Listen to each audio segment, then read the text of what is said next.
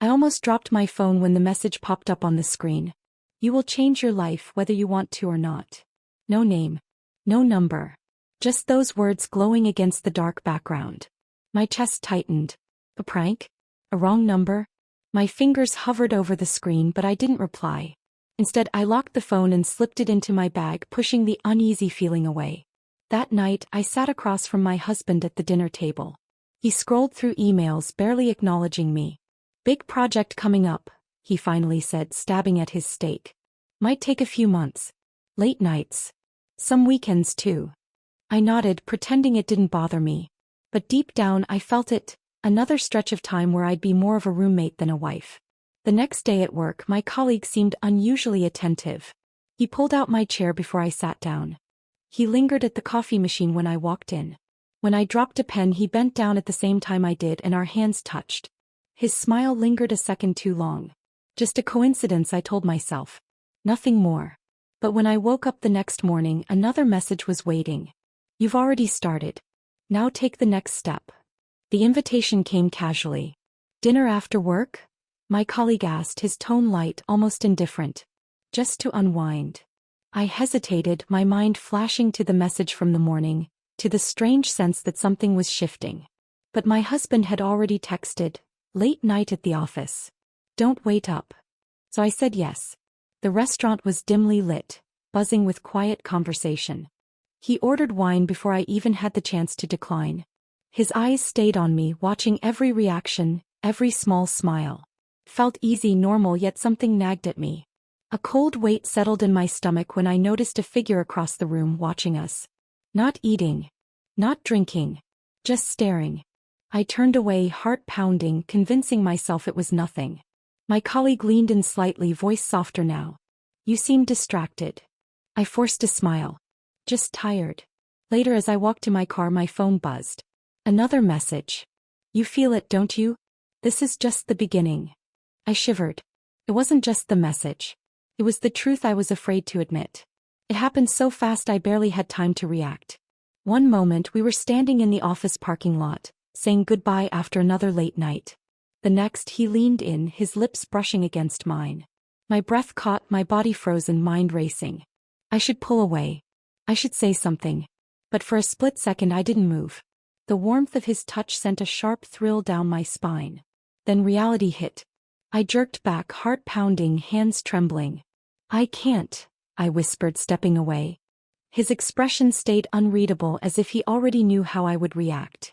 I turned, almost running to my car, gripping the steering wheel, trying to slow my breathing. This was a mistake. It wouldn't happen again. It couldn't. But deep down, something in me betrayed that thought.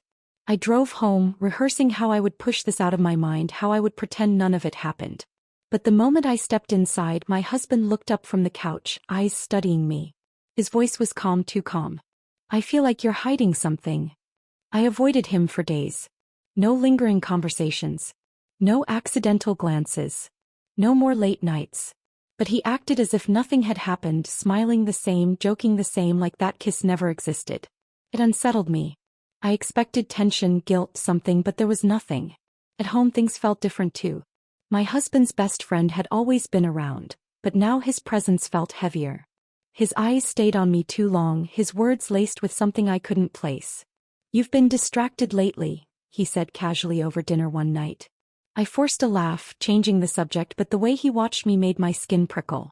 At work, avoiding my colleague became impossible. A new project was assigned and we were paired together. I swallowed my discomfort and told myself it was just work. But as I left the office late one evening, I felt it, eyes on me. My pulse quickened. Then I saw it. Flash. Someone across the street, raising a phone, camera pointed right at me. By the time I turned fully, they were gone. But the uneasy feeling? That stayed. I didn't expect it.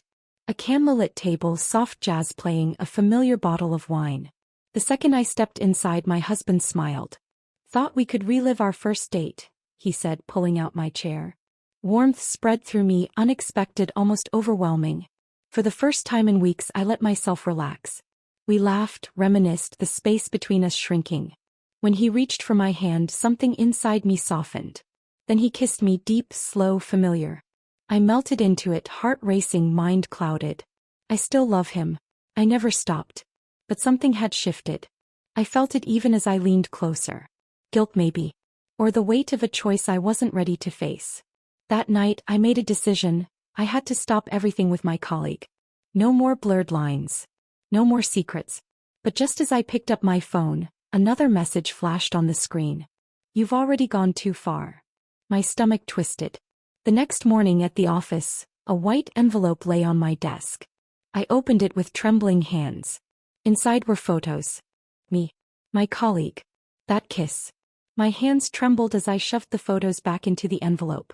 My heart pounded so loudly I could barely think. Who left this? Who saw us? I scanned the office but no one looked suspicious. Just the usual routine, people at their desks typing away. I stuffed the envelope into my bag pretending everything was normal. At lunch I pulled my colleague aside, voice low, hands clenched. Someone knows, I hissed, shoving the envelope toward him. He barely flinched, glancing at the photos before exhaling. We can control this, he said smoothly. We just have to be careful. His calmness unsettled me. As if this wasn't a disaster. As if we hadn't already crossed a line. At home my husband kept bringing up his best friend. He wants to talk, he said, voice thoughtful. Says it's important. The words made my stomach drop. I forced a smile, nodding, but my nerves were raw. That night as we had dinner with his colleagues, I caught one of them watching me. His eyes lingered, too knowing, too sharp. He knew something. I could feel it. I sat across from my husband, my chest tight, hands gripping my glass. Just say it. Just tell him. The words sat on my tongue, heavy and suffocating. He deserved the truth even if it shattered everything. I inhaled, ready to speak, but then he looked up, smiling, completely unaware of the storm inside me. I hesitated. 1 second. 2. Then I swallowed my confession, forcing a weak smile instead. Not yet. Not tonight. The next day my colleague pulled me aside, voice smooth, reassuring. Let's get away this weekend. Just you and me. Clear our heads. His confidence made my stomach twist. That's not a good idea, I murmured, but he just smirked. Isn't it? That night as I poured a glass of wine, my husband spoke, his voice unreadable. My friend told me something today. Something shocking. My blood ran cold. I forced myself to stay calm, to nod casually. Like what? He studied me for a beat too long. Before he could answer, my phone buzzed. Now it's not just your secret. I stared at the screen, my pulse hammering. Who else knew? The office was nearly empty, just the hum of computers and the occasional rustling of papers. I told myself I was staying late to finish reports, but the truth sat heavy in my chest. I was avoiding home, avoiding my husband's unreadable stares. My colleague leaned against my desk, too close, voice low. You seem tense. I exhaled sharply, shaking my head. I can't do this anymore. Whatever this is, it's over. His smile didn't waver. Then why are you still here? Before I could answer, he leaned in. His lips brushed mine, light at first, testing. My body tensed, my mind screaming at me to move, to stop it before. A sound. A presence. A shift in the air. I pulled away sharply, heart hammering, and then I saw him. My husband, standing in the doorway, his face unreadable, his eyes dark and hollow. A silence heavier than words settled between us. No accusations. No questions. Just the truth hanging in the air, undeniable. Then without a word he turned and walked away. My phone vibrated in my hand. Now you know how it feels. My breath caught. Who sent it? The silence was unbearable. My calls went straight to voicemail, my texts left unread. My husband was gone. No note, no explanation, just an empty closet and a hollow space in our bed. I barely made it through the workday, my mind clouded with dread. When I got home, someone was waiting for me. His best friend. He leaned against my doorframe, arms crossed, expression unreadable. I knew, he said flatly. I knew the whole time. My stomach twisted. What are you talking about? His smile was almost pitying. The looks. The messages. The late nights. Did you really think no one noticed? I could barely breathe. My world was unraveling thread by thread. The next morning at work, my colleague avoided me like I was a walking disaster. No more smirks, no lingering glances. Just distance. As if I had suddenly become a liability. Then the final blow. An email from my husband's colleague. A single line. You should know he saw everything. Attached were the photos. The kiss. My betrayal, neatly packaged and delivered straight to him. The papers arrived in a thick envelope, crisp, final, undeniable. I stared at them, hands numb, heart hollow. My husband didn't even look at me when he handed them over. His voice was quiet, steady, stripped of anything that once resembled love. You were everything to me. Now you're nothing. The door closed behind him, and just like that he was gone. The weight of it all settled in. A life shattered, a future erased. At work, whispers followed me. She cheated. She got caught. Conversations stopped when I walked into rooms. My colleague kept his distance, his charm replaced with discomfort. He had gotten what he wanted. Now I was just a complication. No one stood by me. No one defended me. I had destroyed it all with my own hands. That night, alone in my apartment, my phone vibrated one last time. A new message. You're not the first to fall for it. Welcome to reality. My breath hitched. My fingers hovered over the screen.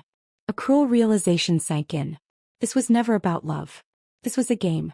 And I lost.